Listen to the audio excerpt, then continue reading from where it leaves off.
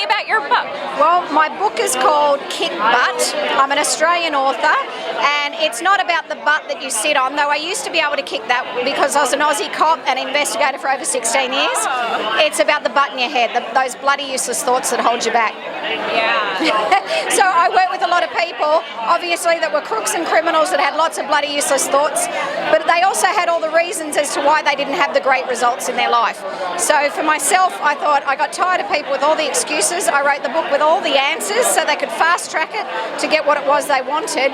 However, that deal is they have to get rid of the bloody useless thoughts. And anytime you need to fight something, you've got to be able to see it. So the goal is to identify it and then rectify it.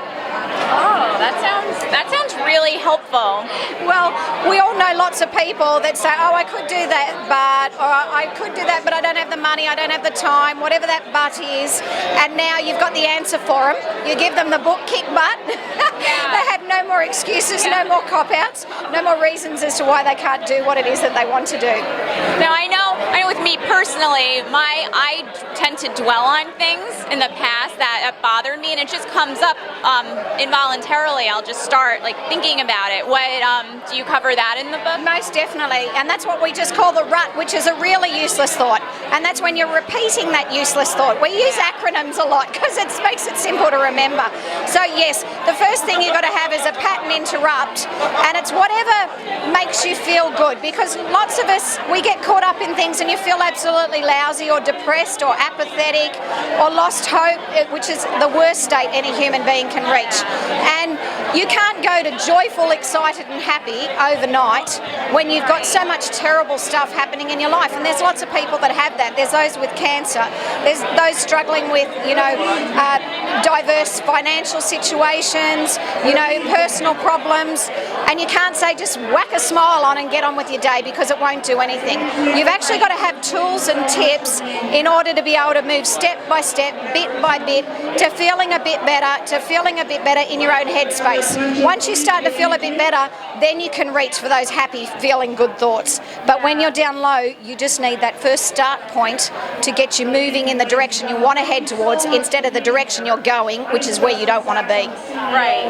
That sounds great. I want to read it. It is. It's powerful stuff. But the thing is, it's really simple, but people seem to think it's a convoluted process. But it's like everything we do in life, it's a practice. Once you start doing it and repeatedly keep doing it, you get the results of great stuff.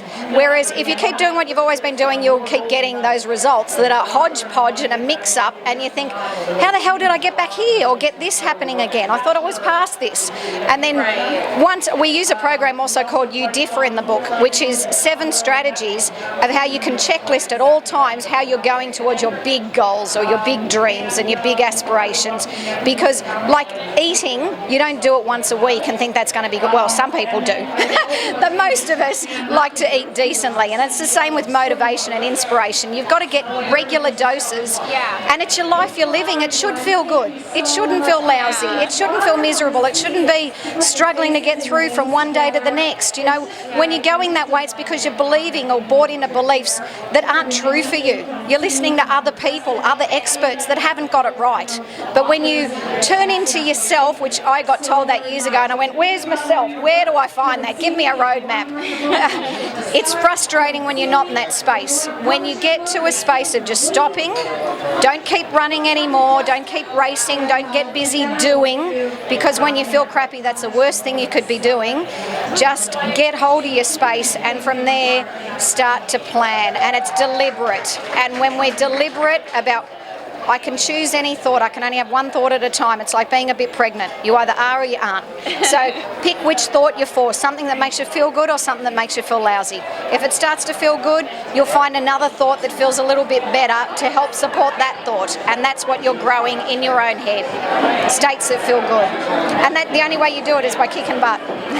That's so great. I can't wait to read it. I want to read it. Thank you so much. Thank you, Amy.